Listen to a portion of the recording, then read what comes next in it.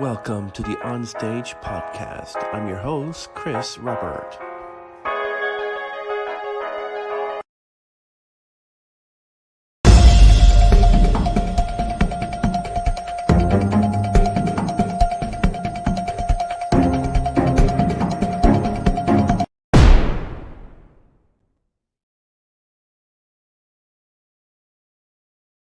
And we're live here at the studio, which I call my place studio, of course.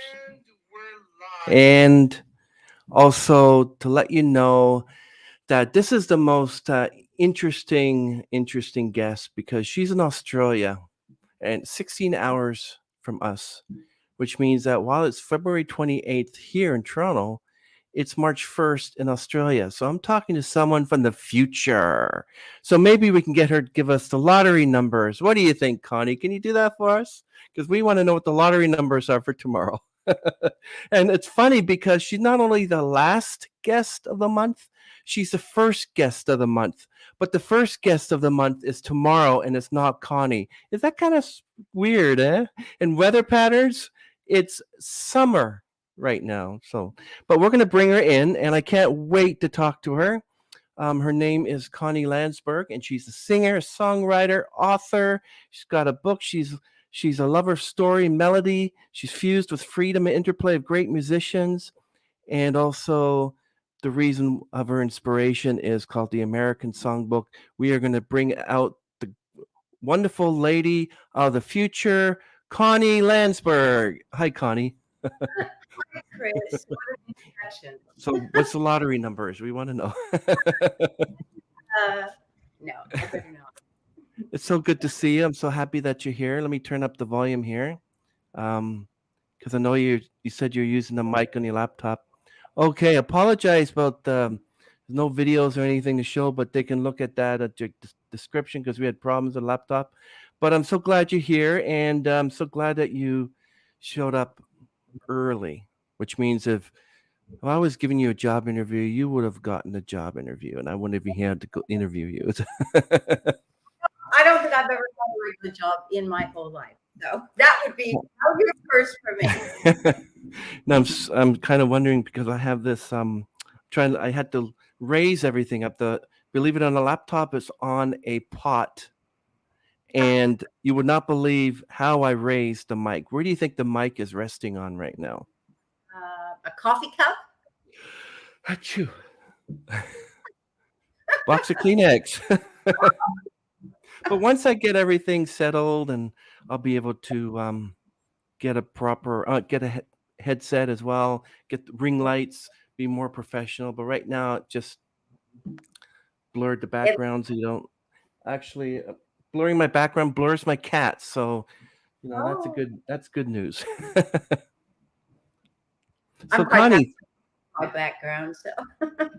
So thank you, Connie, for being our guest for today, our last guest of February. To you, you're the first guest of the month, so that's kind of weird. But no, my nephew was in Australia for 9 months, so I can imagine what it was like. It's like so those years ago, but okay. But let's before anybody asks, let's find out who you are. Can you give us a lowdown of who you are? Let's go from the beginning. Who is Connie Lansberg? I am a singer-songwriter who works with some of the best jazz artists in the world who live here in Australia. I'm very, very lucky to have access to the creative talents of people here. I was born in America, but I've lived here for a very long time. I went to school in England, then came here. So I've actually spent more time in Australia than anywhere else. So yeah, I do sing jazz, and I always throw a few standards onto each album, but mostly I like to do original work with these guys.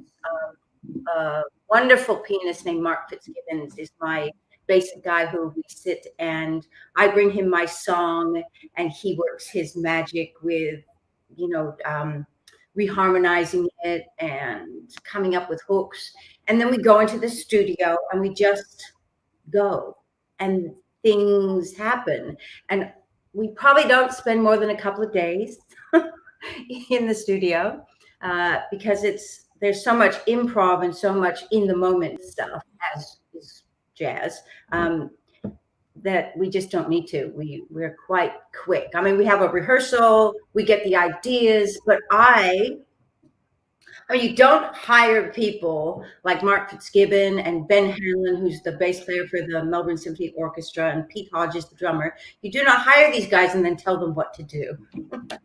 So I like to give them lots of time on each record. And one of the lyric videos that's out, which is a marvel as far as I'm concerned. I don't know how this poor guy did it because there's so much improv in it with no lyrics. And he just did this fabulous job. And so that's out, which will kind of give you the idea of the joy that happens. And then they're playing on it. So Deep End of Love is a good, really good indication of what we're doing as a band and where we're going. And so that's something. I actually didn't get into jazz straight away. I didn't like grow up in it. But I think being American, it's kind of osmosis that you just know these jazz standards. And when you really look, they get used in commercials a lot. So you have an idea. And then I kind of started singing jazz before I even knew what I was doing. So that was a rough road. I had to learn on the job. My idea, before I realized what I was doing, I had a band where I said, I want to sing Linda Ronstadt and Carole King. You know, Linda Ronstadt, the best voice in the world. Carole King, one of the best songwriters in the world. And then in the middle of it, I said to them, I want you just to play for a while. And I didn't sort of realize I was telling them, I want you to improvise. So I already was on the path to doing jazz. I just didn't know it. And then I had a singing teacher who said, oh, you're a jazz singer. I said, no. I'm not a jazz singer. I don't know anything about jazz. I never listened to it. I've never done it. He goes, no, you're a jazz singer. I said, why? And he goes, you can't sing on the beat. And I didn't know whether to be insulted or then again, he gave me a jazz tune and my world exploded because I'd been singing in a pop band. And I'm not a pop person at all. And I just couldn't remember the words to anything because it didn't make any sense. The minute he gave me a jazz tune, it was like, oh, there's a story. It's logical. It's beautiful. And I hardly ever forget the words of a jazz tune because they're so beautifully written. So that helped me lift my game as a songwriter and really cemented my style. And then I'd always written as well. So I was very interested in scripts. I did do acting when I was younger. But I really wanted to be a script writer. That to me, that's one of the hardest things in the world. I just think because there's so much money involved in making a script, everybody's terrified. And it's very, very difficult to get someone to take a chance on a new writer. Anyway, but I had a literary agent in LA for a while with this movie idea that I'd written. And she said, you have to write a book. I was like, that? A book? I'm not a writer. Mind you, at the time, I didn't know I was a writer. So she just write a quick book, just, 160 pages. Well, 6 years and 320 pages later, I don't have the literary agent anymore, but I did have a good book because when I started writing it, that world opened up. And I wasn't going to just dash it off. Once I started writing it, I wanted it to be just as good as possible. So I had already written 10 songs to go with the story. So now I have a book, The Perfect Tear, the first in a series of 3. I have the album, Sarah's Gift, and I have the movie, 2 episodes, 2 movie scripts, one for the first, one for the second. I'll be writing an album to go with the second movie and book. So this became this monster thing that I had no intention of ever doing. So there you go. And then in between, I'm trying to work my way up into the jazz scene in Melbourne. That's a very tight knit group here, and it's been interesting. Yeah, I noticed that you don't have the thick Australian accent as well, which I'm surprised because since you live there, I thought you would have picked it up. Look, it's actually quite a difficult accent. It's one of the reasons acting didn't go so well here, because I didn't look good speaking with an Australian accent. It didn't kind of work. They have a completely different flat structure that goes against the English, which I did work with an English accent, and the American accent.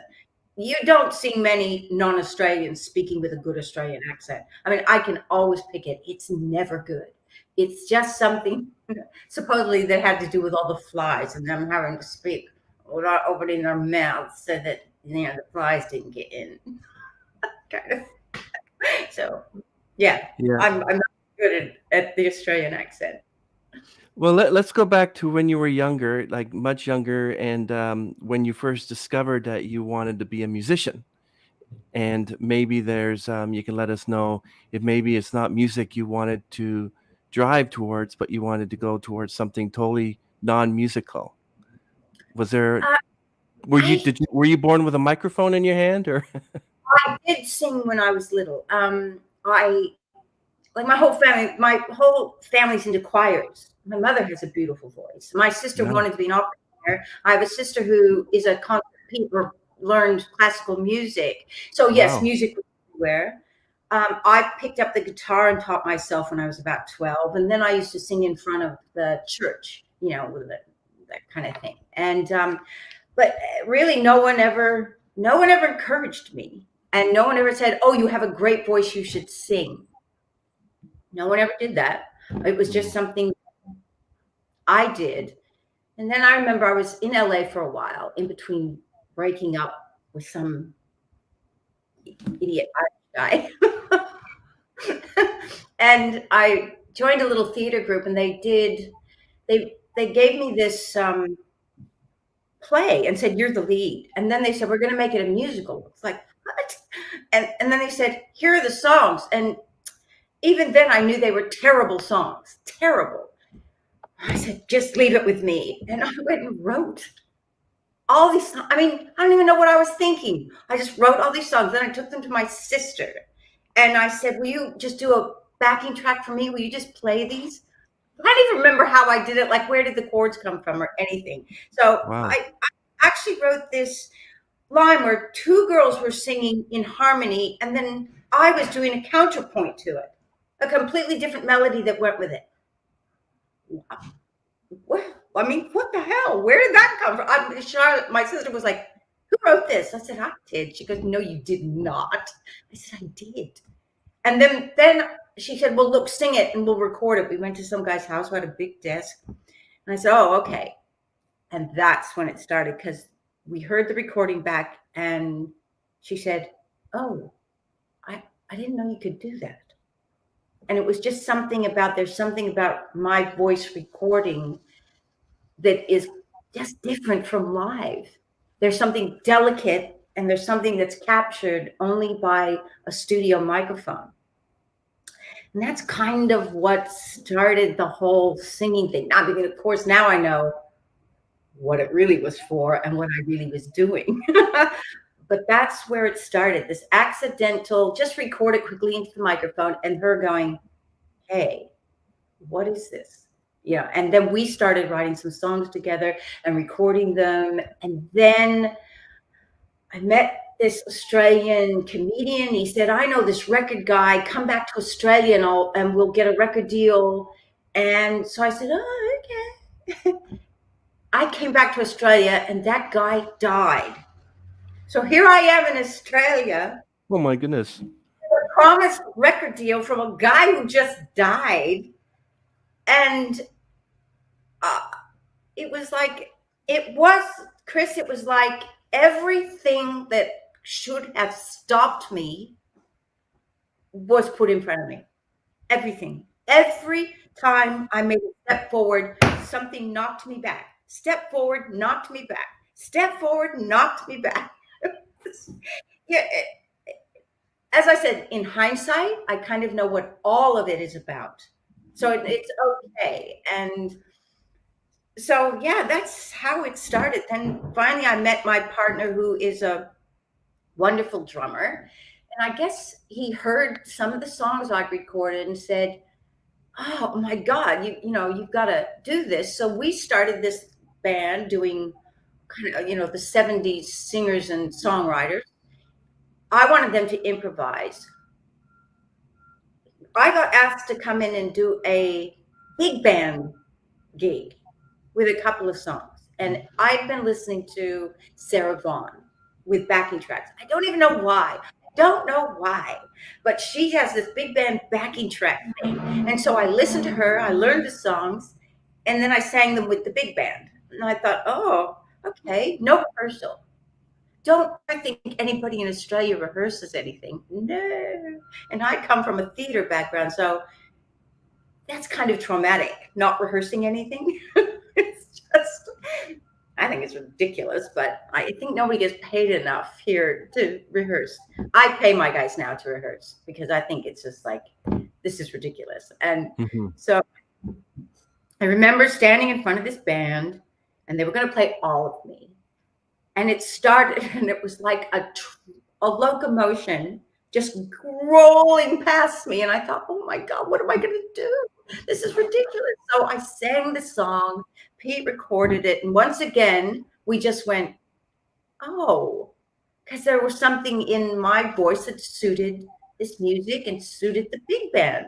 So these are all accidents. Every bit of it is an accident, one after the other. And so I ended up with an all-girl big band for a few years. We were fabulous. That was called the Sisters of Sass. There's even a couple of videos on YouTube of Sisters of Sass. Wow. And until finally it just got too much. The idea of costumes, I had costumes for them, beautiful sparkly tops, and it was fantastic looking. Right. And they were quite a mellow, feminine sound, which I really liked. And but it kind of just got too much because girls would say, oh, I can't come. And, you can't not do it with the whole contingent. So I finally said, girls, I'm sorry, I'm going to stop. I need to do my small band again. So then I really sort of went full on into the jazz. And I had a couple of great pianists who really mentored me and gave me, one in particular gave me a great repertoire.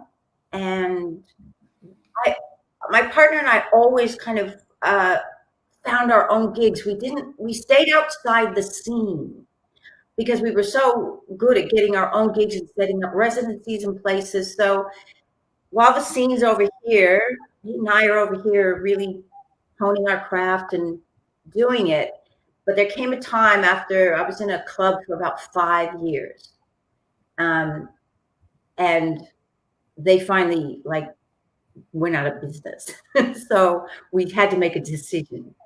Do we try and, so we did, and we did get into the scene. So, now I do play at the jazz clubs and everything. And I'm developing a special show just for a particular club called Paris Cat. Oh. So it's been a real, it's been just accidental, but in saying that, the work was done always.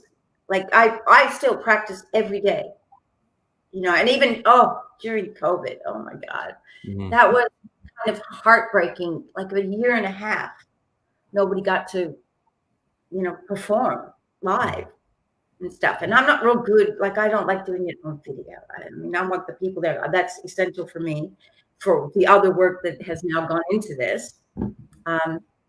So I set up my own thing again at this beautiful hotel in the city, a real Art Deco thing where I thought maybe we would get 40 people max, and we were going to just use one part of the room, and it was turning up 90 to 100 people were showing up. Wow. So this huge room, I hired a fifth musician even, and in between all the lockdowns, because Melbourne was the most lockdown city in the world at that time.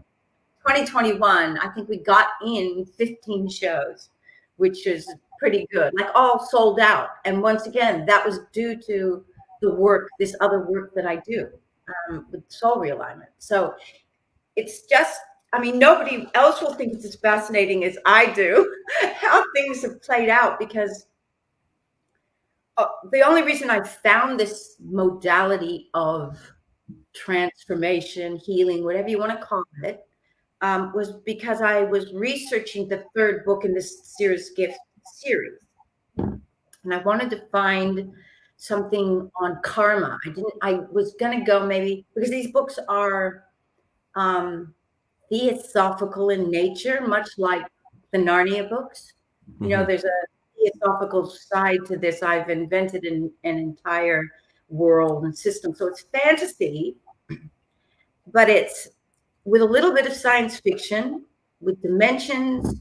It's about music and how humans don't know what music is, or what it's for, actually, how it actually works with the human body. And having this knowledge is scary because it's like, there's not really any way to prove it, except you'll recognize it when I say it. So anyway, I was looking for something about karma. What did other people think karma was? Because it was kind of going to be about karma being a game. And I came across this thing called soul realignment, and there was a big hour-long video. Never watched all the way through, but I watched it all the way through because bells were ringing. Like, just something in me was going, oh, ah. And I signed up. I thought, I got to do this. So it was the theory by this fantastic woman. She's so down to earth, because that's the other thing about this new age spiritual stuff. Oh, I just despise the language that goes with it. I despise that they tell you to think. You know, it's wrong. All of that is wrong. We live in a world where physics apply. Energy is real. It cannot be denied, right? And people don't realize they read energy all the time, and have done since the beginning, because that is how you knew someone was the enemy. You could feel it. That is why you move across the street when a man is walking towards you. You feel it. You don't, and to deny this feeling, and which people call instincts, but what it really is, you're reading energy, because people are giving off energy, they're receiving it. So it's all about that. And so what I've discovered is that the soul is basically like a matrix that receives energy. And every soul has one or two main gifts. That if we can run our lives along those gifts, we're going to create abundance. Because the actual thing that nobody wants to accept is that we are the powerful creators of our own experience. And with that power comes great responsibility. It can't be one or the other. You either are or you're not. And life happens to you, or you are making life. And I explain it like everything outside of me is the movie I'm running, that I created, I wrote, I'm directing, to show me what I believe. So if things aren't going well in my movie, I'm the one that has to rewrite it, or I someone, put them on the cutting room floor. And I have lived this and experienced it. So I know that I am speaking from experience. So it goes in deep, and I went in deep with this because I was fascinated.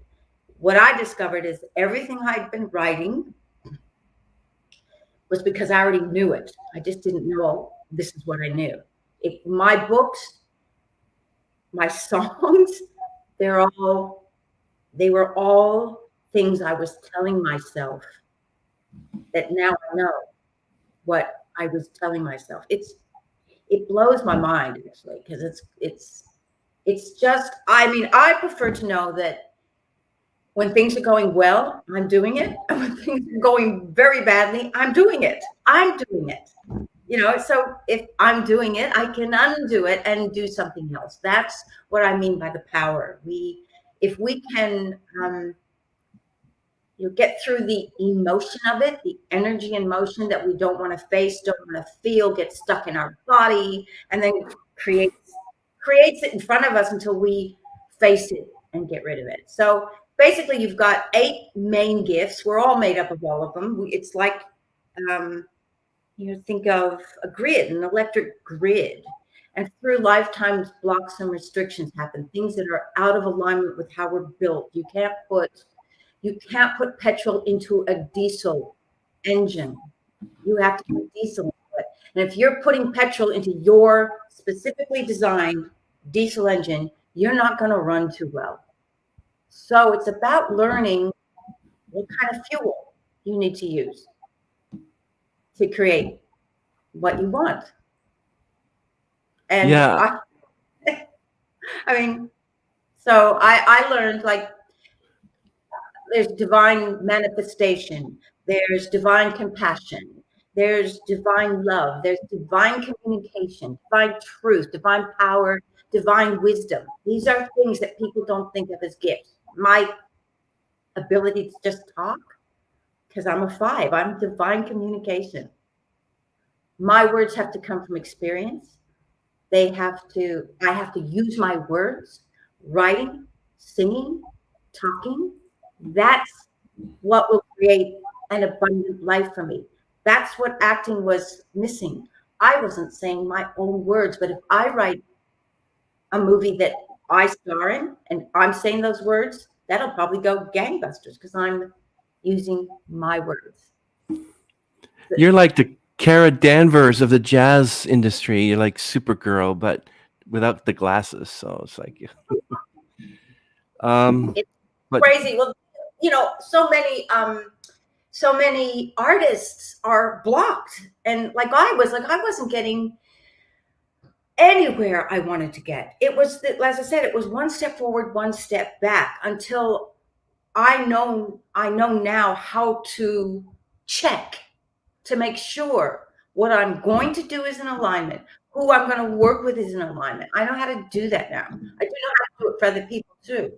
I don't. It's time consuming, and I have creations, but it's kind of learning that we are here to create. We are here to create. That's our job, whether it's creating your podcast, creating a song, a book, creating a garden, creating a new kind of cake. It doesn't matter. If you use your gift, like, okay, my partner, he's truth, divine truth. That's a difficult one because so many people don't want to hear the truth. And he doesn't think of it as a gift, being able to, his bullshit radar is very high. So it's like having to tell people, I know you're not being truthful with me. That's not easy. People don't appreciate being told the truth, we have discovered. oh no, I agree with that. It's like, I'm going to tell you the truth, but it might hurt you. And I said, well, don't tell me the truth. Okay. But I wanted to go back to when you're talking about, we can talk about the soul alignment, but I want to talk about when you're mentioning about how your voice didn't sound well when you heard it from the tapes. I remember. No, I was saying that it sounded better than anybody thought. That's what did it. Back when I was. Go ahead. Oh, I was saying. Are we at cross purposes now? Okay. Probably.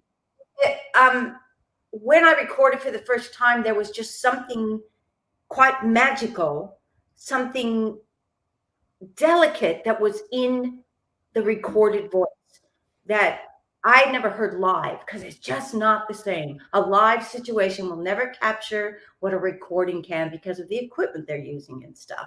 And so that's what prompted me to move into singing, was that recording. Yeah. with the when I was younger, we were with the audio tape, of course, like the TDKs and the Kmart audio tape, and I never liked playing my voice back on the tape because I didn't. I said that's how I sound to people, and I was like, really? So I had to lower my voice sometime, become more baritone. Hi, I'm Chris. How are you? What's your name? And people would say, why are you lowering your voice? And then I worked with a guy who had this really low baritone voice, and he knew that I didn't speak like that. So usually we joke with one another. I go, and his name was Chris too. So I'd go, "Hi, Chris," and he'd go, "Hi, Chris." But he had this really deep voice. I don't know if he was a singer, but he could have been. But before we discuss more about that soul alignment, I want to talk to you about. It says here that being not only an accomplished great pop song jazz musician, but I want to talk about the songwriting, about how you would take regular pop songs and rearrange them. Like, how do you know what pop songs to do? Like, can you take, for instance, a Britney Spears song, such as Toxic, and turn it into a jazz song? Can you take something like Bohemian Rhapsody and turn it into a jazz song? Look, the first thing is, I would want to sing it. I would feel I could do it justice. Secondly, we'd reharmonize it. We put in ninths and flat 11ths or sharp 11ths, whatever. I would get Mark Fitzgibbon to work his magic on it.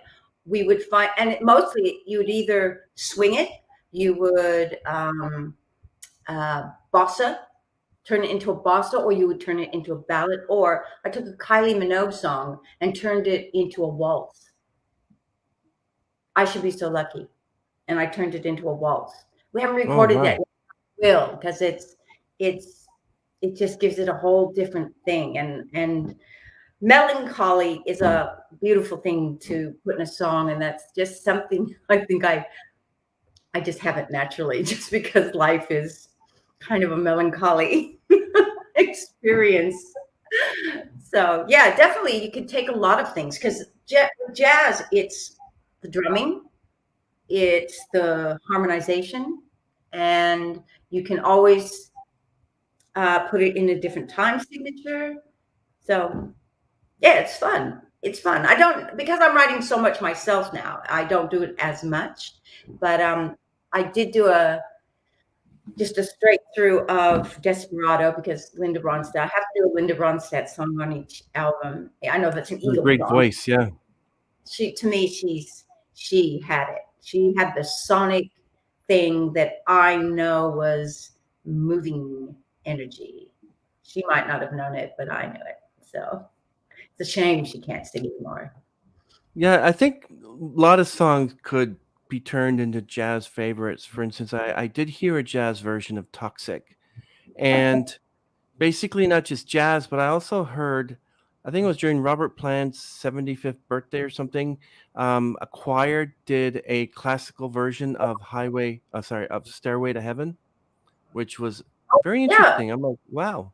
So you can take any song and turn it into any genre. So if you want to take a really heavy rock song and turn it into a jazz song, just because you like, for instance, Bohemian Rhapsody, it'd be like, is this the real life? And it'll sound good, or is it fantasy? And it would just be amazing, because people who don't really go for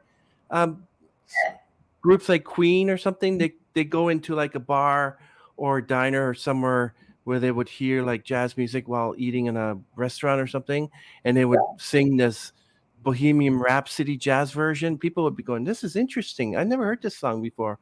Who is this song? It's Queen. This is Queen? Really? Never heard of Queen. Yeah, I like this song, So they could introduce themselves to these groups simply by like a jazz version or a pop version of the song. Because I've heard, I may not like Disturbed or Quiet Riot or anything like that. I'm not into heavy metal, but some of their songs that are classically turned into jazz or pop or even classical favorites is actually pretty good. I may not like the group. They actually sing better cover song than actual, like this person sings a better cover song of Toxic than Britney Spears does. I'm really amazed at that. Yeah, I mean, music is malleable. So that's one of the beauties of it. Yeah. So tell us about the Robbie Finch and Charlie Rank and Oh, Mark Fitzgibbon and James Sherlock. Tell us about them. Is drummer Peter Hodges, that's the one you're talking about? yeah, that's my babe. So the two of us have we just decided that we wanted to do jazz, and so together we've gone through and I am really excited because in 2 weeks, for this third time, I will be playing with a pianist called Jex Seralat, who was in a very famous band here called Diana Kiss. He's worked with a couple of major Australian stars, Kate Sobrano and Renee Gayer, and he's got his own jazz outfit. I mean, Mark and he are both incredibly accomplished. Jex is more, he means business. Mark and I, we're a little more fun. Mark and I share, well, I've done Mark's soul realignment, so I kind of know who he is at soul level. Haven't done Jex, but Jex means business. And Jex is the kind of person that raises your standards. Like there's no messing about. I mean, and it's fun. It's so professional. And so he just expects you to be the best. And I love that. It's terrifying because I'm a little bit silly. I mean, my on stage, it's because stage is home for me. I know this at soul level, being on the stage is just home. It's where I'm most comfortable. So Yeah. it's because it's kind of a job that I have, being who I am at soul level, to hold energy for people really comfortably. So he's phenomenal. Jack Serlat, phenomenal. So he doing my original songs, which is what's so amazing. So he actually went and learned everything I gave him and really paid homage to Mark Fitzgibbon's style, and just made it a little bit darker, which was fantastic because I'm so light in how I sound and lyrically that by design, I want the music to be dark and dense and, to this juxtaposition to show what we are, from dark to light. So, that's in a couple of weeks. So Jack Seralat, fantastic pianist. Mark Fitzgibbon has been at it for a long time. He's been all over the world. So he's just a world-class player. And it's funny, I sort of found him just as he got back from China about 6 years ago.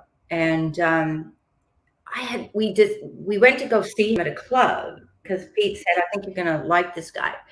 And he was walking down the street. And I realized now I had never met him before, but I knew who it was. And I said, hi, Mark, how are you? Like, it's so not like me, but we come from the same place and we've been in lifetimes together. So it was like I knew him, and he was like, oh, hi, how are you? And then we walked on and then I just said, do I know him? Have we met before? And Pete said, no. I'm like, oh, what did I just do there? So that kind of thing. So he's fabulous. Charlie Rank is playing with us in a couple of weeks. He's a young up and coming bass player with a lot of dedication. One of the few, I hate to say it, but in Melbourne, they go to school together. So they're very cliquey. They come out of the VCA and Monash music schools. These are all fantastic schools, and Melbourne's not that big. So there's all these kids that come out of school. They all got a little bit of attitude. They haven't been through like, uh-oh, I actually can't make a living at this. What am I going to do? They haven't been through that yet. Half of them are still living at home. So Charlie is a fantastic young fella who does the work. He does the homework. And that's what you want. Someone who does the homework, someone who shows up knowing what they're doing. James Sherlock, go look James Sherlock up on beautiful, beautiful guitarist. Plays often with my main bass player, Ben Hanlon, who is the bass player at the MSO. I think chair one at the Melbourne Symphony Orchestra. My song with Ben, like I did not expect Spotify to pay any attention to me whatsoever, right? But I know how to pitch my songs and stuff. Well, out of, I don't know, 15 songs so far, I think only 2 haven't gotten on the Spotify official playlist. So I was astounded, like both my standards and my originals all over the Spotify playlists. So that's quite amazing. There's no one here in Melbourne pays me any attention.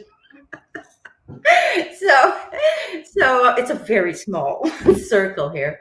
But What'll I Do is kind of my top song for some reason. But Ben Hanlon does an arco bass in there that breaks my heart. It's so beautiful. And it's like he used for this recording, we did a little album called Insomnious that was like just all chill film noir style ballads. And he brought his Italian, 300-year-old Italian bass in, and this song on Spotify, What'll I Do? It's just beautiful, beautiful. And then the one right after it that's sort of trending at the moment, Some Other Time.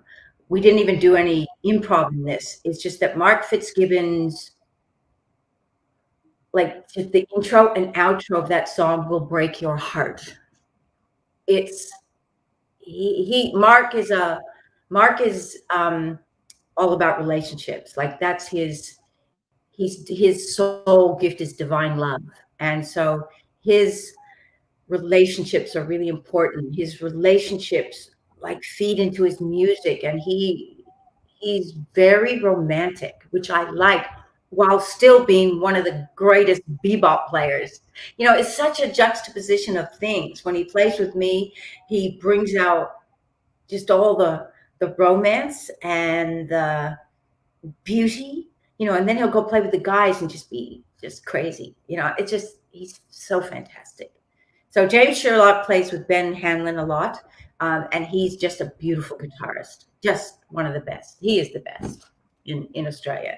He's wonderful. So, I mean, I really, if I was in LA or London, I just don't know if I ever would have gotten to this level of being able to play with world-class players. But then again, my songwriting is such that, like, I can honestly say, I think Mark has done some of his best work with my songs because they give such freedom.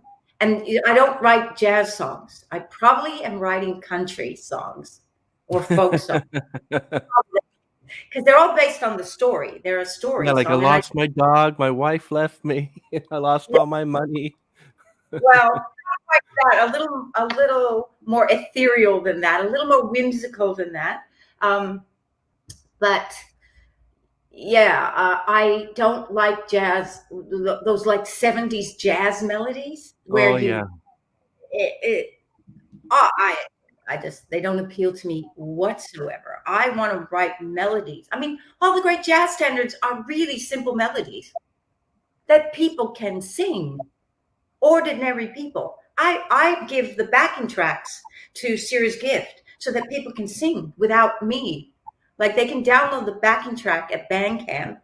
Oh, by the way, this Friday, your Thursday, Bandcamp is foregoing all their fees so that any albums you buy on Bandcamp go all to the artist, which That's we all good. need. Yeah, they Yeah. deserve that. Because this pandemic has really caused. I've talked to a lot of my guests, and they said the same thing, that the pandemic, they lost. They were never monetized. They lost their money. They couldn't practice with people, so they did everything online, and they have free concert, but people were able to donate money and help them out financially, and that's a good thing. So yeah, I can see what you mean. That's a beautiful story, Connie, by the way. I really loved listening to that. I want to talk to you about if you ever get a chance, remember, you know who Susanna Hoffs is, right? She's from the Bangles. There's a really nice jazz version of The Look of Love. That's a really beautiful version. And to tell you the truth, it's a beautiful version, and it doesn't compare to all the other people that sang that song. I think it's because the way that the song is, like, the look of love, and then you just have the little strumming in the back, is in your eyes, and I love that song. But Susanna Hoffs does a really good version. And sometimes, I'm sorry, Bossa Nova, a Bossa Nova version. it's not bossa nova. It's more like the instruments you would use in jazz, like the guitar, the drums, and those sticks that have like the frillies on the end that give that little Yeah, thing. yeah, And, yeah, yeah, it's yeah. pretty interesting because I like listening to very, very soft, jazzy type music. I don't sometimes I have like my Spotify list full of classical music that I just love, and especially the air guitars. I like just to learn to play the violin by listening to the violinist. It's really amazing. Let's talk about Sarah's Gift. You're talking about that's your new album, and it mentions as full of fascinating layers, wonders, as ingenuity between. So tell us more about that Sarah's Gift. Where did that title Sarah, come from? Sarah. Sarah, Sarah's Sarah's Gift. Gift. Sarah is the main creator in my book. She's someone who exists in the 12th dimension, and her big experiment in creation is Earth and the humans on it. And her experiment is to see if humans can activate the first quadrant of their 16 strands of DNA. So the humans only think, and it's set, the human side is set quite far in the past. So it's this juxtaposition of like a world of creators, like, and then kind of like maybe England 1650. So it's how that connects and how, it's just about an orphan who, with an extraordinary gift, is horrified to discover she has to outwit an interdimensional thief, or she will become his accomplice in Wow. destroying her. So that's the first book. Second one is a young mother is horrified to discover that she has to trust her sworn enemy in order to save the universe and her baby. So it gets, and then the third one, we're not there yet. But yeah, I haven't written that one yet, so I won't talk about it yet. So it's fantasy, but it's about music. It's about how there's a faction in the 12th dimension don't believe humans deserve music because they don't have a clue what it's for. And they want to just bring all the energy, all the sequences, all the DNA that got used up in creating Earth and bring it back. And they want to do something new. They don't think this is worth it. They don't think the humans are worth it. They're never going to evolve. So that's kind of the the story. And I actually started this years ago. And I actually wrote the Perfect Tear song, which is on the album, Sarah's Gift, many years ago. And I wrote that song from a vision I had in a meditation I was doing. And like when I meditate, it's weird. I see things. Like I have movies. Like, this must be why I want to write movies, because when I close my eyes, I have movies. So, and I get told things through those visions. And it's really interesting to learn that all the things that you already knew that you ignore because nobody else seems to know them, now somebody else knows them, and somebody's there to say, no, that's like, I know this to be true. And like, I know it to be true too, but I don't ever say anything because everybody will think I'm nuts. So I think we're finally moving into a time where people like me will not be considered nuts. I'm hoping. Because as I said, I try to make things, what took so long with this entire project was trying to distill a very large spiritual concept into a very fun adventure story, while still trying to maintain the the kernels of these that's why it's theosophical, like the Narnia books. They did that very well. I think I go further into it. But yeah, it's, yeah. So there's 10 songs because this thing started out as a musical. I decided at one point, I know where it started. I know where it started. Quite a long time ago. And we're talking 25 years ago. I was watching the news and I saw a story on the news about a teacher who was talking about her like 10-year-old girls in her class, saying she tried to tell them that Cinderella was not a good role model. That was not a good story to think your prince was going to come and get you. Because she lost her glass slipper and they thought she was clumsy or something? Nobody wants clumsy women? No.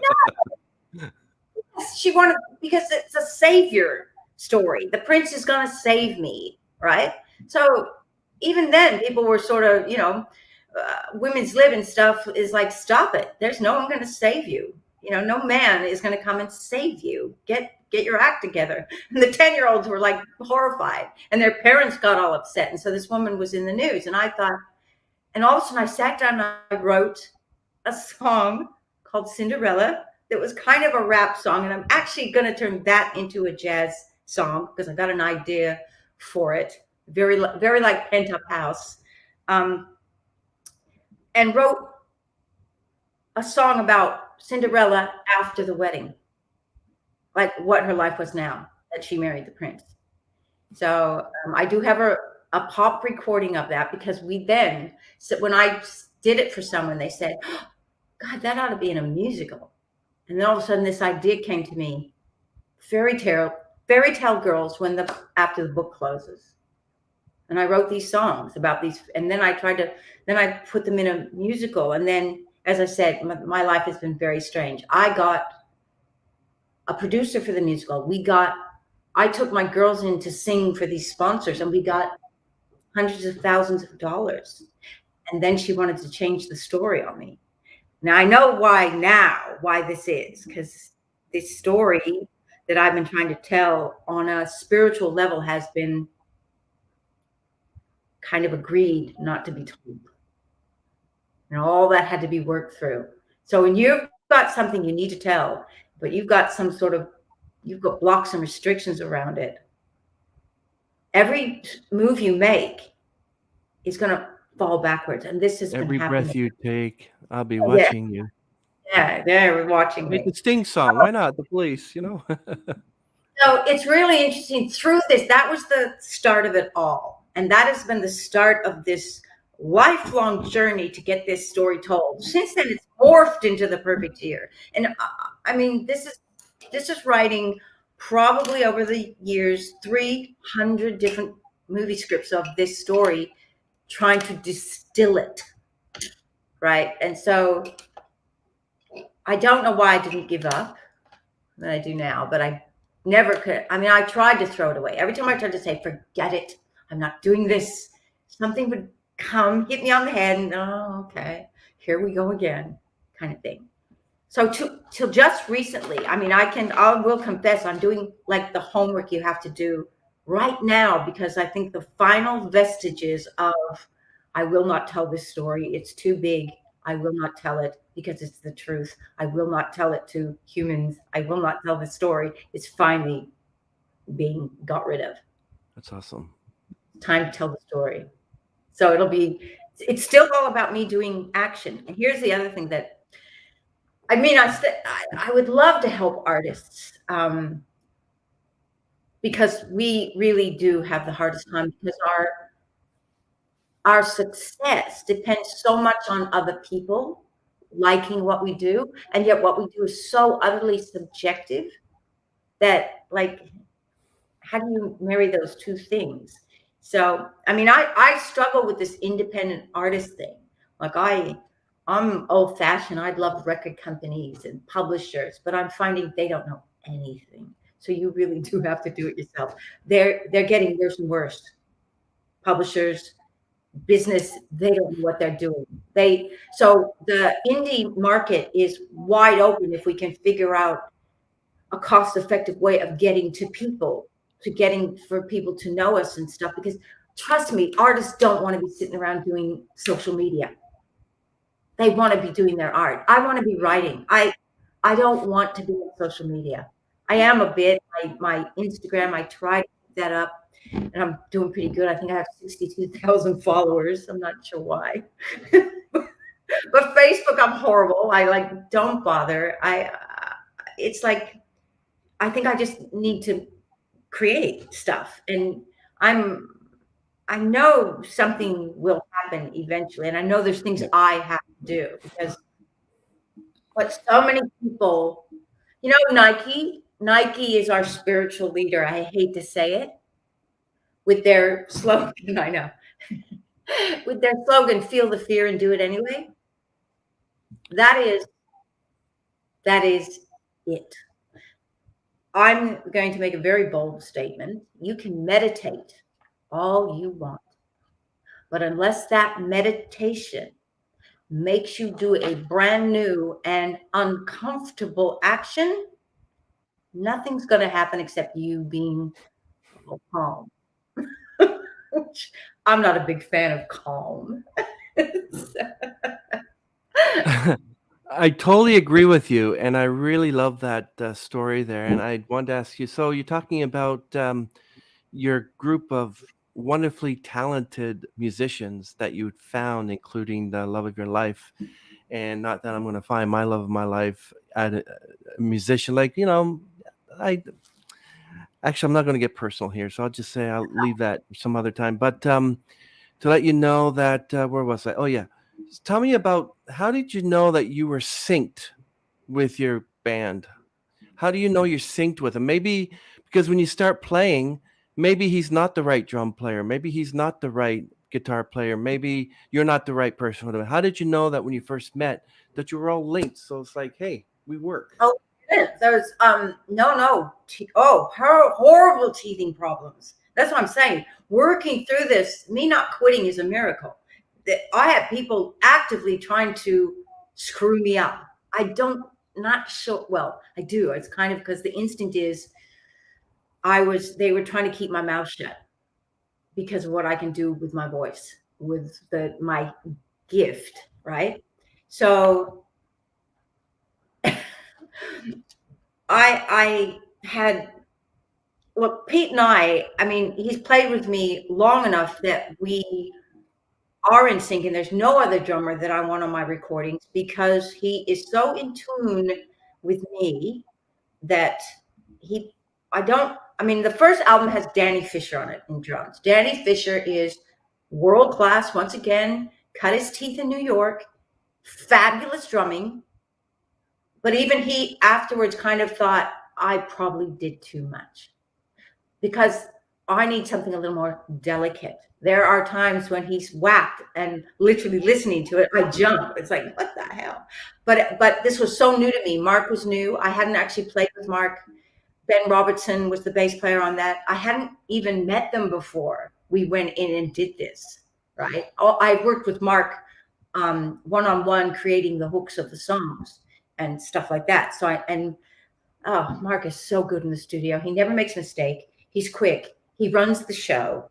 He's just so good. I could wax lyrical about Mark Fitzgibbon. Now somebody's probably going to call up and say, hey, get me this guy. And I'll lose him. But he's so good. And he just says, I'm going to, he didn't know Pete. So he said, I'm going to get you the best players. And it's interesting. Just listen to how good Danny Fisher is. But then listen to the next album, or the fourth album, Alone with Bees, and listen to Pete. So it's like Pete's knowledge of me, his connection with me comes through his drums and is with me. It's so interesting. So meanwhile, though, on all these other players, you just jump in and you hope for the best. There was a piano player that I really appreciated. Like when I first saw him, I thought, oh, I'll never be good enough to play with him. Never. And then literally 6 years later, I had to fire him. What? No. Yeah. A lot of happening here. There's kind of a lot of what's called negative souls in this world. Now, we're not saying negative souls are bad people. Negative souls just are not connected to any divine source energy. They aren't connected to you. They don't run on that. They run on people energy. They need your energy to survive. Therefore, they are people who need to control things so that they're getting the energy they need. And they can function perfectly well. You usually end up not functioning too well because they're, this is the other thing. There's smog and there's pristine air. And man, you've got to get into a lot of alignment to be breathing the good air, because humans are mostly living in smog with how they behave. It's very interesting. Look, this thing is so, it's so wide. To make it succinct and understandable, this is what I tell people who don't want to start this journey. They're too scared or something. I don't know why everybody would be scared. It's so fascinating to learn how humans really work. And yes, it's a lot of responsibility because there's no one to blame anymore. No one. That's the thing people don't want to give up. Someone else to blame. That's what they don't want to give up. But this is it. I'm to blame. I know that. Where does the pig fit in all this? The what? The pig behind you. Where does that fit in? That was an artist who, I hate to say it, he cast these out of a little dead pig. I think the pig was already dead. Okay, don't want to hear that because we have a vegan watching us now. No, he didn't eat it, but the pig had died already. He didn't kill the pig. He did not kill the pig. He just cast it. I don't know if it was somebody's favorite pet and he made a cast for them. I just wanted to know because I have animals here too, and I have like an eagle, which is part of my favorite scripture, Isaiah 40:31, about the eagle. And then I found just recently a small little figurine of my cat. So that's interesting. So I put the cat in between the lion that I have, the eagle, and it's like, Hannah, if you ever approach a lion or you ever approach an eagle, the eagle will grab you and take you off to eat, but the lion might protect you. And I guess I'd be the lion because I'm her. She's sleeping there licking herself. She doesn't know what's going on. But okay, so let's well, that's very interesting, Connie, that you talked about all that. That's very interesting. Because I know that these bands aren't watching us right now, but I'm just going to tell you there's 2 or 3 bands that do not belong together because some just don't match each other. And we already know by the Gallaghers from Oasis, both those brothers who were in the band, they're not even speaking to each other. It's like you're in a band, but you're forced to sing and play music with your brother. Well, then don't have them in the band. Have them bring you lemonade or something, And I've noticed that with a lot of bands. They don't have any soul energy at all. Do you know what the word amusia means? It's a medical term for tone deafness. Oh.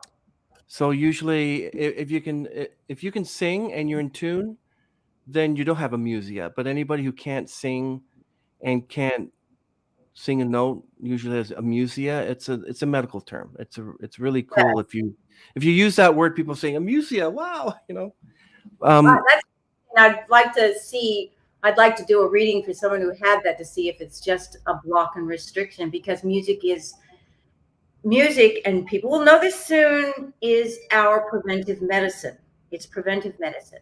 Okay. So I want to. The soul realignment practitioner we talked about earlier. So you do energy healing at your shows. So you're the audience to read them, and then it's like a menu of energy being dislodged or infused, which is very interesting words. So tell me about your audience responses and why do you do this? And does it help? Does it help you? Does it help them? Do they go, my back doesn't hurt anymore? Or no, it's that, look, we, okay. And human beings are terrible at dealing with emotions. We're just terrible at it. We try to avoid it because they don't feel good. I'm talking about ones that don't feel good. Even when you feel really good, there are people that, if I feel good, something bad's going to happen. You know what I mean? So we also have a lot of forgotten trauma, just trauma that's stuck in our body, and we've never dealt with it. But we don't realize that trauma is being shown to us in little ways all the time, right? So people meditate, but there are a lot of people who just can't sit down long enough to meditate. I'm also, my soul's main desire and goal being on this earth is to have fun. Like I remember my dad once said, "You just have too much fun. There's something." And I thought, how could there be anything wrong with having too much fun? Good, healthy, joyful fun. That's me. Other people are here to experience, they experience their divinity through expansion. Some experience it through power. Power with love is a beautiful thing. Some people want to experience safety. Your soul has one main desire. So when I say, okay, my goal is to get my movies made, or on a Netflix series or something, I want this story to be told. That's my goal. But what's behind that goal? My goal, to me, when I think about that, oh my God, how much fun would that be? Just fun. It would just be so much fun to have gotten a movie made. It is so much fun to sing in front of an audience, even though no one ever told me that was something I should do when I started. You know what I mean? It's just fun. And so basically, when I take new action, even though it might be scary, and it always is scary or highly uncomfortable, you're on the right track when the action you need to take is uncomfortable or scary. Oh, just do it. You will be rewarded every time, right? Because I don't think you do uncomfortable actions that are not in alignment. I just don't think you do. So do it and see what happens. Even though it's scary, I know that getting through it will be fun, because then you turn around and you think, wow, I did that. I was really uncomfortable too. I'm sorry, can you hear that? They're doing something out on our street, and Yeah, it's very quiet here. We don't have anything like that, but because of the rain, they're putting brand new huge pipes, and they've been out here for 2 weeks drilling at 7 a.m. Absolutely crazy. Oh, yeah, we got people doing stuff like that out there. But right now, there's actual total quiet. And I actually think that's a blessing, because especially when there's a lot of noise sometimes, and also tinnitus too. And people have this ringing in the ears is permanent, and then they have to wear a special device on their ears, like a head thing and music. I love music. I love singing. I have all sorts of genres that I like singing. I won't sing rap as well. But that's very interesting. You should talk about that. I did a podcast a few weeks ago, standing up for 3 hours, and it wrecked my back. So I won't do one like that again. But people, when you talk about soul realignment, when you have like back realignment, I will never let a chiropractor touch me at all. But I know it works for me. I know that if I wreck my back, I know how to sit, what to do. And I'm not complaining. So my back hurts. I just deal with it. And I think people should do that, to deal with pain and things in their life. So can you tell me about the transformational entertaining that you do? Is that the same as soul realignment? What's that all about? I learned what I was doing through soul realignment. I learned about my gift through soul realignment. I learned that I have a particular frequency in my voice that can help to dislodge stuck energy, forgotten trauma. And then what I realized, like, things have to be fun. Meditation is not fun. And I've meditated for years and years, and nothing really happened, except I see visions, right? And I know things. It just shows me what I know. But it didn't move my life along. What I've learned through all this, what I started doing, okay, so my show at the Windsor Hotel, expecting I was expecting the hotel to bring in 20 people, and I thought I might bring in 20 people, right? And I had just finished doing soul realignment for business. So businesses, everything had to be in alignment. Every word I write has to be in alignment. Everything in the advertising has to be in alignment. The website I'm using, the phone I'm using, the computer, it's endless. It's hard work. So I made sure I have a little thing called a secret place. And people don't know where they're going or who's singing or anything, because it's just an experience. And then I lead them to someplace fabulous, and I put on the band. I know that everybody in my band is in alignment because I know how to check that. I don't work with people who are out of alignment with me, because it won't. You can work with people, but it won't never create abundance. This is what alignment is. It's about abundance. We are actually here to be abundant. You see, freedom, time, and health. If you need money for that, fine. If you don't, fine. That's what abundance is. Freedom to do what we want, time to do what we want, and health. So that's the goal. So I did everything, and then I did something highly uncomfortable that I never do. Pete always goes and talks to the people about gigs, because I think Australian men don't like to deal with women. They're not as enlightened. But so he did the first phone call, and the manager said, "Yeah, that sounds interesting." And then I said, "Now leave it to me. I'm going to write the email." And I never do this, but I wrote an email telling him exactly what I needed, exactly what I wanted, and exactly how this night was going to run. And he said, and it made me terrified, because I was just, boom, everything I needed. This is how it had to be. And he was like, "Yeah, come in and talk." So usually Pete talks, but I said, you be quiet, let me do this. And it was just amazing. It was amazing. It just went, and I was uncomfortable. You know, I'm good at the follow-up. I'm not good at the initial thing. But it went great. And so then we discussed it. The room has this big, beautiful Art Deco bar. The room's Art Deco, gorgeous. There's like a line of tables down that way, a line of tables down this way. The room is huge. I said, let's just try and get 40 people in front of me. Now, the thing was, also, I was paying the band. So I was going to pay the band out of ticket sales. So I was the entrepreneur. I was the one, the impresario. Like, I was willing to see if I had a slush fund, and I was just going to see if I could keep that even, I could keep going, because hotels weren't making money. Nobody was making money here because there were no tourists, nothing. So that was the other very uncomfortable thing. I decided I was going to wear the costs. Well, it blew up.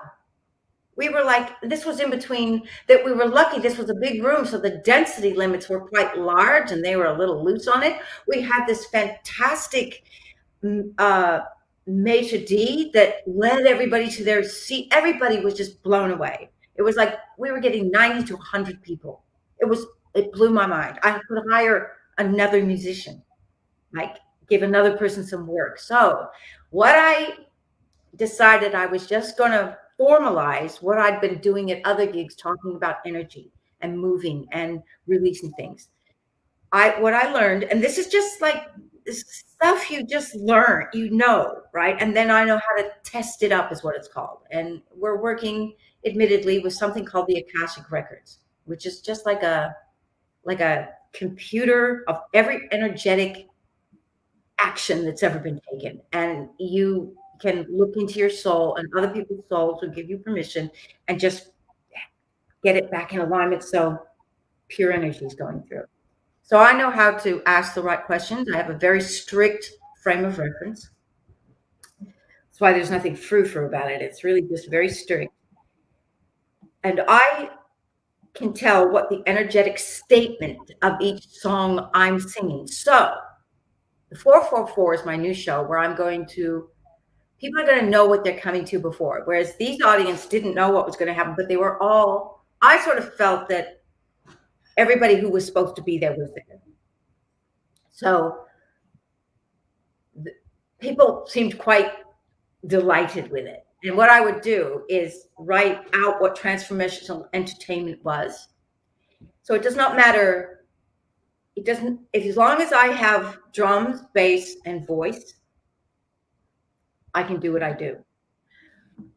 A real band using real drums and a voice without like auto tune and all that stuff will raise the vibration of a human being 0.4% in 4 minutes. So the show is called 444. My band, with me singing, will actually raise your physical vibration 0.4% within 4 minutes. A band without a singer will do it in 20 minutes. This is why people say music feels so good. You're actually vibrating faster. There's a reason music makes you feel good, right? It's physical. 0.4%. Now that's actually quite massive. And that effect will last for 4 days. So this is live, right? Live music with these vibrations going through. It's not quite the same. You can maintain it with a recording, but live music is what does it. So 4 minutes, 0.4%, and it lasts for 4 days. The energy, now this is where my voice comes in, where this is what other singers cannot do. And I already know there's no one else in Australia who can do what I do. And there's no one else in America who can do what I can do. But there are people in India and in Asia that understand this. So people know that the voice moves energy. They know that. They know that the voice can heal. A lot of research, lots been done on that. But people seem to think they need, boring chanting music or something, or or you know what I mean? But the human mind just isn't engaged in that. Because I'm designed for fun, sort of realized it doesn't matter what music I sing. It doesn't matter as long as it's me singing it. So I tell them a little bit about what transformational entertainment is. This is what I did at the Windsor. The 444 goes into it a little bit more. And that each song has an energetic statement. Like, let me see. Okay, so Just Friends. The energetic statement is cynicism. That's what we're going to dislodge. The energy that resonates with cynicism, we're going to dislodge that. Waltz for Debbie. Waltz for Debbie infuses the energy of calm into you, right? So I dislodge stuff first. If I were a bell, it dislodges the energy of inhibition, right? And then You Took Advantage of Me will infuse expansion, the energy of expansion. So I say to people, just like I try to tell them, I'm just like a plumber for the soul. I'm just clearing the clogged pipes, right, with the dislodging, and then that lets the infusion of this good resonating energy go through. I'm helping you because we've raised your vibration. This energy will just slip through, and my voice is just like a little pair of scissors that'll cut the string holding that energy inside you, and then it allows the other stuff to be infused. It's really simple, really gentle. You do not have to relive trauma to release it. So basically, if you actually came to see me 4 weeks in a row, that vibrational state would be permanent, and different things would happen to you. Like different things would come in, right? Because there'd be space for it to come in.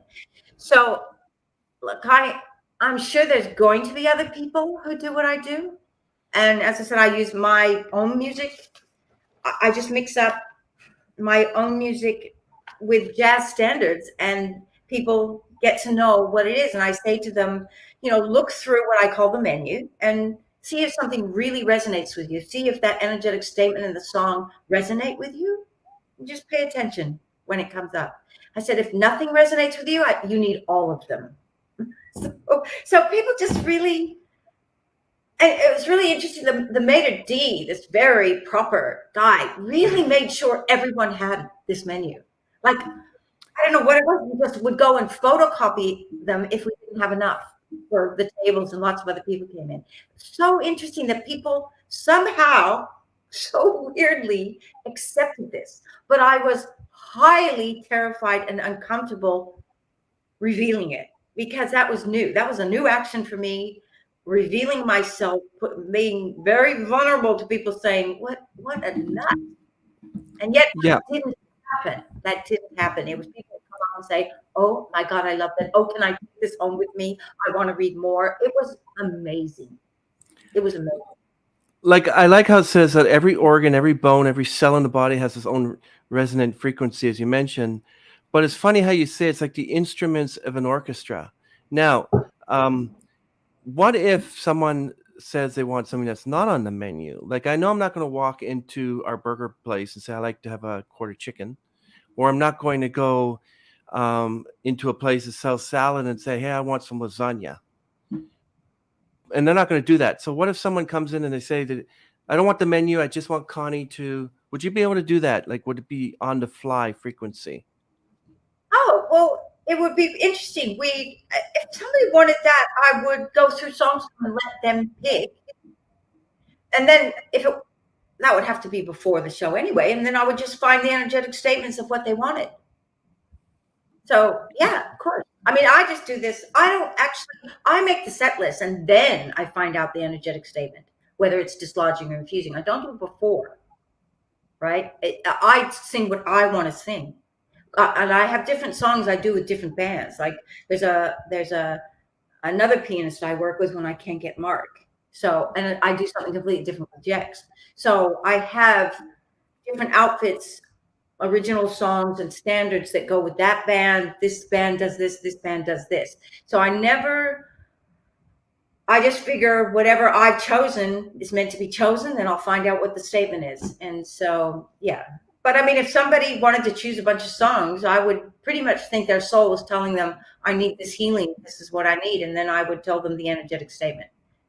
I have to go in and check what it is. It's a dowsing thing that you have to do. So yeah, absolutely. And that would be instinctual, which to me would be very I think I know who you can help. Apparently a newscast just came up saying that Katy Perry and American Idol just stormed off because of a heated debate. So you might be able to help her. really interesting to be able to I'm not sure why Andrea Hess isn't worldwide famous. I just don't get it because this stuff is disciplined. Mm-hmm. It's just energy. There's nothing frou-frou about it. She even says in her classes, please don't be weird about this. You know, don't be one of those weird woo people. And I'm like, yes, because it's not. It really is physics. It's physics. It's just there is a spiritual aspect to physics. My thing is that we read energy all the time. I know I'm doing it, and I know the language of energy. I always have. This is the thing. I didn't need her class to read energy. I'd always been doing that. It just made me realize, oh, other people know how to do this. It made me realize, oh, that's why I know that. Oh, it just actually gave me so much confidence because I thought, wow, I mean, I know this already. This is just formalizing it and teaching me how to use it properly. And I mean, it is a scary thing when I sort of wrote to her and told her that after I did the business thing, my jazz gigs were like this huge season of complete successes, and I said, and I've done this show and I'm now calling myself a transformational entertainer. And she was like, that's cool. Because she is someone who can move energy with her voice as well. She just doesn't do it. She used to be an opera singer. Oh, wow. Yeah. And then she That's moved amazing. Oh, used to be. What do you mean used to be? Why did she quit? Well, she knew that she was never going to be as good as she needed to be. Oh. But this has made her fabulously wealthy, and she's like so amazing. This is a gift the gods have given us to teach the rest of us how to do this. I just wish it was more. This stuff needs to be more mainstream because So when I don't read for them, but they kind of want to know, how do I even start this? I tell them the first place to start this and just see what happens is get yourself out of obligation, not responsibility. Your financial situation is a responsibility. Your children are a responsibility. People and things that are dependent on what you do. Like if somebody's going to wear your consequences, that's a responsibility. Wow. But saying no to your mother-in-law, I don't want to come over on Sundays anymore. That is my alone time. It's a me time. Yeah, that's getting out of obligation. Even saying to your husband, no, I'm not going to watch the game with you. I'd rather read. Now, here's the thing about obligation. It's two-way. If you're feeling obligated, they're kind of feeling obligated too. So by breaking it, you're letting that energy go. And that's one of the biggest energies humans get into is obligation. It's one of the easiest ones to get out of. No. And then you take that energy back. And now you've got room for some new good energy to come in. So that's where to start. It's hard. It's a new action to say no. That doesn't work for me. But if you just say it with love and just say, no, that doesn't work for me. Thanks, but that doesn't work for me. You're on the road. What kind of energy would be like I went for a singing venue and then I had to go to the men's room and the guy told me I was singing. This guy told me to shut up. What kind of energy is that? And I started singing. I said, "Shut up! Stop singing." I'm like, I think he was inebriated or something, but that's bad energy right there. No, that just means he couldn't handle the energy. He couldn't handle it. Singing is the main voice. Then there's drums. For me, I sort of need bass as well. It's quite amazing. This gig, it was on January 8th, and I could not find a single bass player, one of my group, to play. So we decided to get a guitarist in and just do it like that without the bass. Oh wow! Yeah. So it was You going make to be do with what you can. Excellent. Yeah. piano, guitar, who could just, drums and voice. The gig fell through. They said, no, we don't have enough staff, because that's what's happening here now in Australia.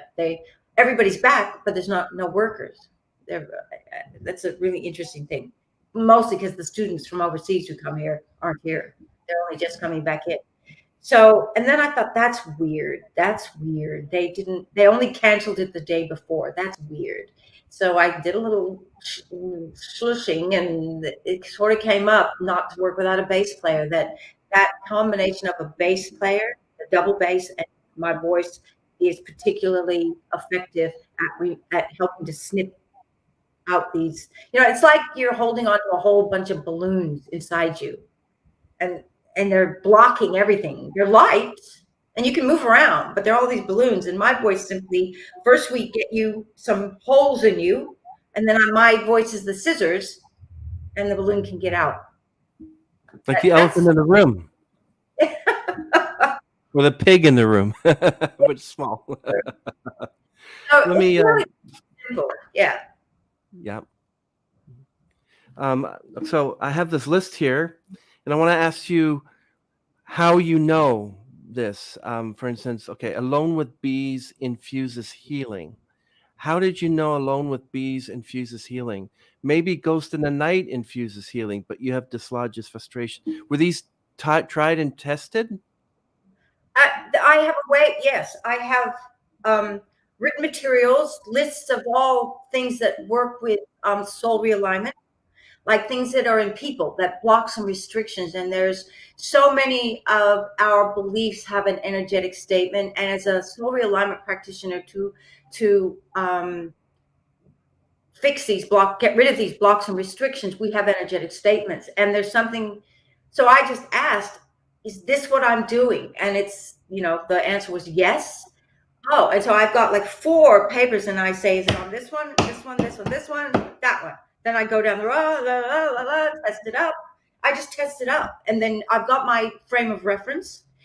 I'm also allowed, I also use like a power thesaurus because sometimes I think, okay, that's saying it's dislodging this, but I have a feeling it's infusing something else. And so I kind of find the opposite and it tests up yes.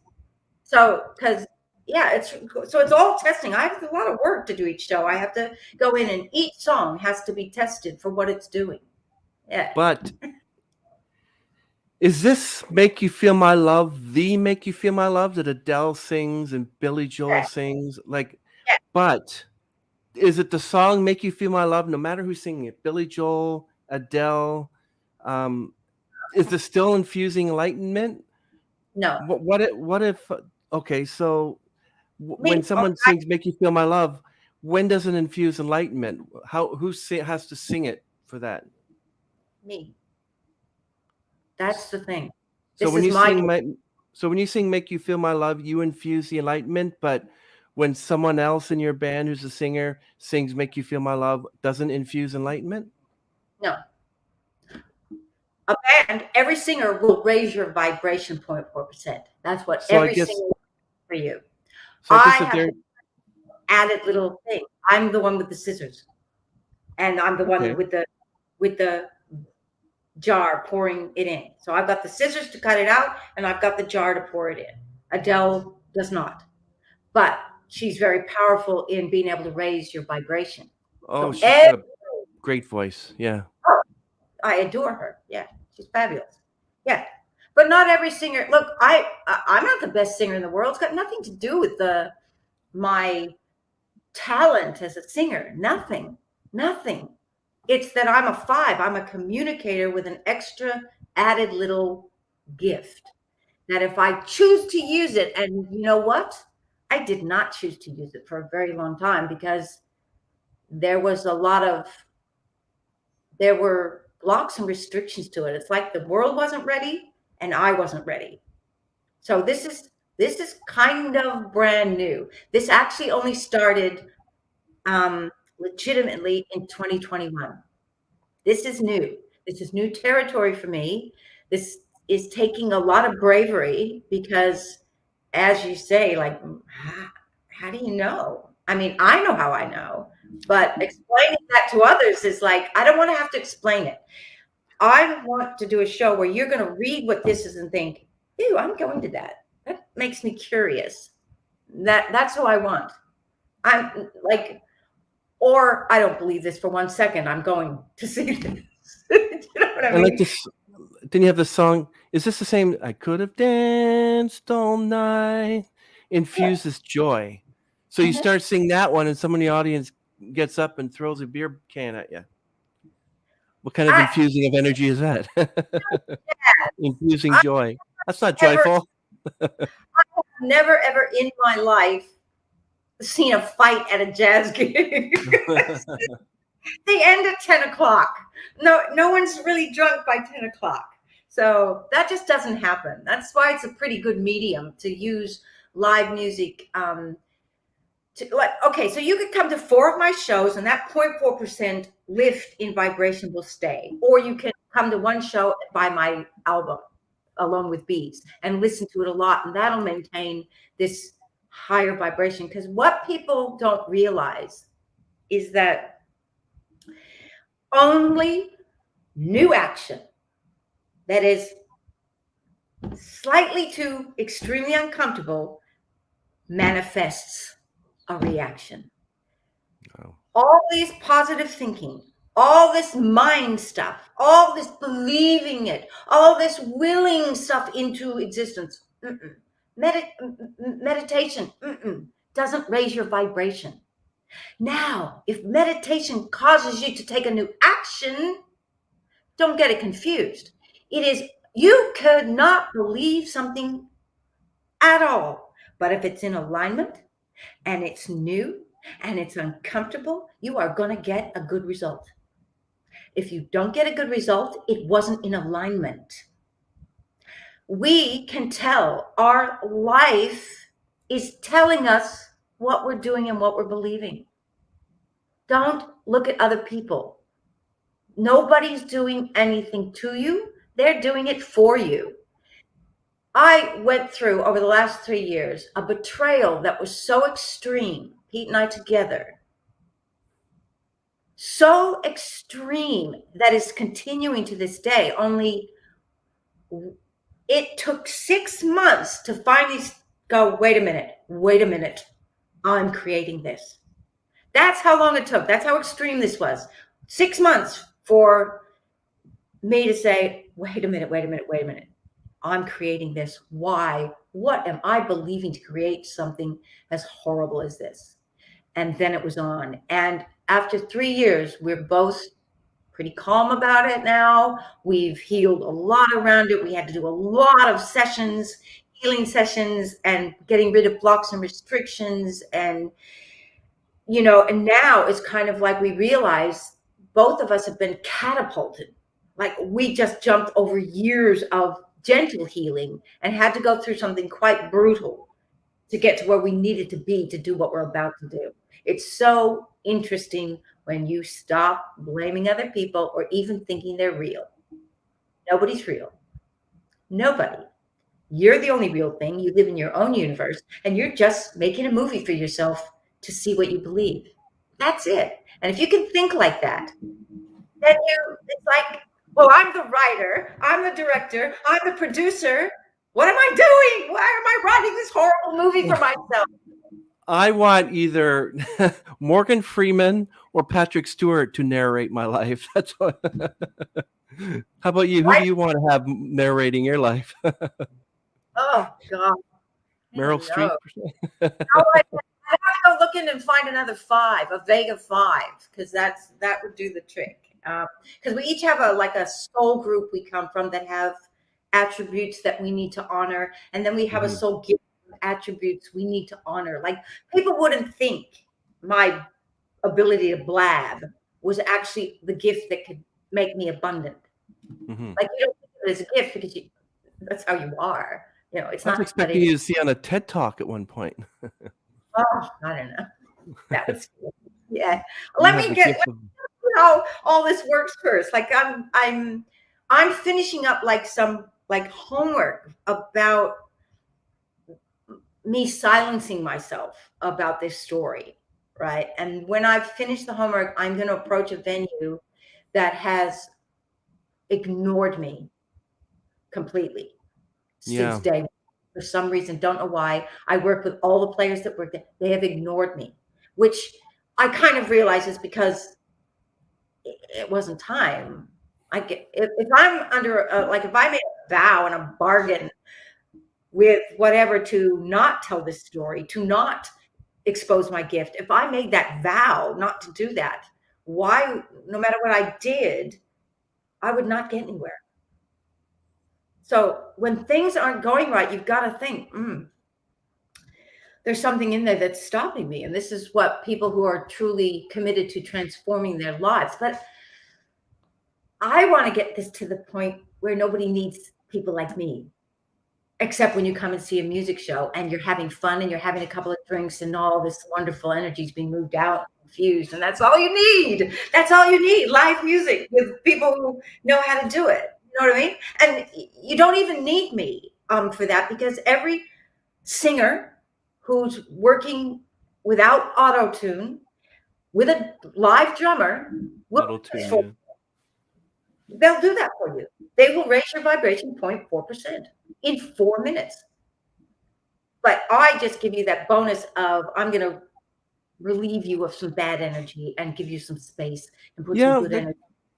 Auto-tune, it doesn't make any sense, because I know that they prove that Christina Aguilera or Britney Spears, whatever, that they actually use auto-tune. But I heard Britney just sing, and also Grace Slick from Jefferson Airplane. They played her song White Rabbit without the music, and it was just a cappella. It was beautiful. They didn't have auto-tune in the 60s. So I don't see any use for auto-tune. Oh, well, because there's a lot of little artists that can't actually sing.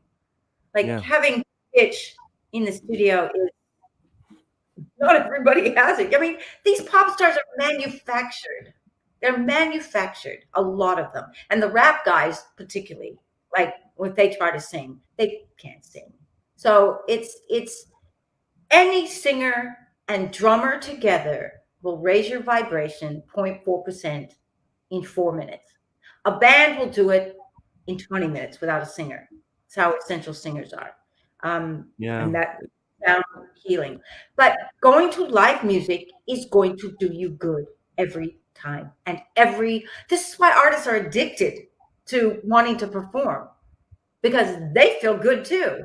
And you feel good. And that's a beautiful energy. And it's what we're here to do. It's just that I have been given the knowledge, the wherewithal to explore a interesting little gift that I have, which is a frequency, just a little frequency in my voice that can, once you're all opened up and vibrating quickly, I just get in there and snip, snip, snip, and then pour some nice stuff in. That's it.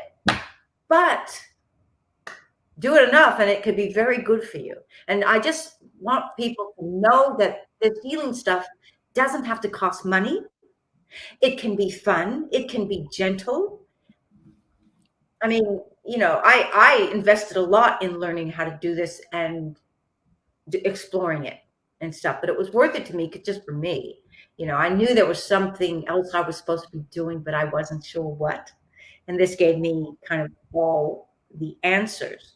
But I mean, I've done it for some of my musician friends, and I don't charge them for it. But and I want to kind of get to, I mean, yeah, I'd like to kind of put healers out of business in a way, or just give people a lot more tools for themselves. I know a few people I'd like you to put out of business, but I guess it's not up to us. But before we end the stream, we want to ask you a few questions, but also want to talk. Well, before we ask these questions, I want to get into: could you separate the two from yourself? Could you separate the Connie Enlightenment Infuser, Connie the jazz musician, and then the third one, Connie the normal, regular person? Could you separate them into three or? No, normal, regular person I have never been, so never mind about that. I've never been a normal, regular person. So this is why, I mean, it's just so nice to know why now. I know why now I'm not a normal, regular person, just because I have a unique gift of interpreting energy. And I always have had that. I didn't ever know. I thought people knew stuff. Always. I didn't know people didn't know stuff. I've always known stuff. Nobody can lie to me. I always discover the truth. And I know stuff about people just because I'm reading their energy. But now I know why. Okay. Yes, there are certain bars and things I will go into and not do this show. I might speak a little bit about the beauty of music and how it, a little bit, but I won't. I'll just go in and sing. The 444 show is designed specifically for people to know what they're coming to. So yes, I can separate the jazz and the music from the transformational entertainment. People are going to be getting it anyway. They just won't know about it. And it's the awareness of it that I think helps. They're going to get it anyway. I'm going to be healing you when I sing to you, no matter what. But I believe the knowledge of it will spark something and a curiosity and maybe a desire to explore further and to also become the powerful creator. I mean, you are the powerful creator of your own experience. I would just like you to know that so that when you know life is horrible, you're doing it, and you're doing it because you believe something you're unaware of. And if you can uncover that belief, I mean, this is it. If you just think and like, what's happening? What would I need to believe to make this happen? And then sort of explore that. And you will always come up with something and think, but is that true? And you think, no. And you just go, get rid of that. This will change. We are going to all learn to do this. I guess some of us are on the forefront of this, how human beings work. We're the ones that are getting our PhD in being human. There's nothing spiritual about this. This is energy. This is physics. This is beliefs. Thoughts have energy. This is an energy thing. We are energy. And I want people to realize that freedom, time, and health are riches. Whether you have money or not, if you have freedom, time, and wealth, freedom, time, and health, you're rich. So I counted 12 here. Does it take you, like, if you had to put a 13 or 14 or 15 on it, how long would it take you to so your last one is Deep Dark Down and Blue infuses power, but there's only 12 of them. If you were to add a 13th or 14th one, does it take you long to figure out what it infuses? Like, Oh, let's say you I have did. I have whole shows. I've got 20 songs these are my shows. You got 20, okay. Like, we should actually add that to your description of the YouTube then. And any other links that you have, you should send me and I can add it. What? Oh no. What are you? I think I misunderstood you. I have a lot of videos on YouTube of just me singing jazz. Then I have the ones that are made for Better Things and Deep End of Love. I'll add some more then to the description so people can get an idea of. I'd love people to go for Bandcamp on your next Thursday, because that's our Friday. Oh well, no, Friday. Whatever's your Friday, I guess they do. They must do it worldwide, because Bandcamp is the place where musicians are respected, unlike Spotify, who just have to keep feeding.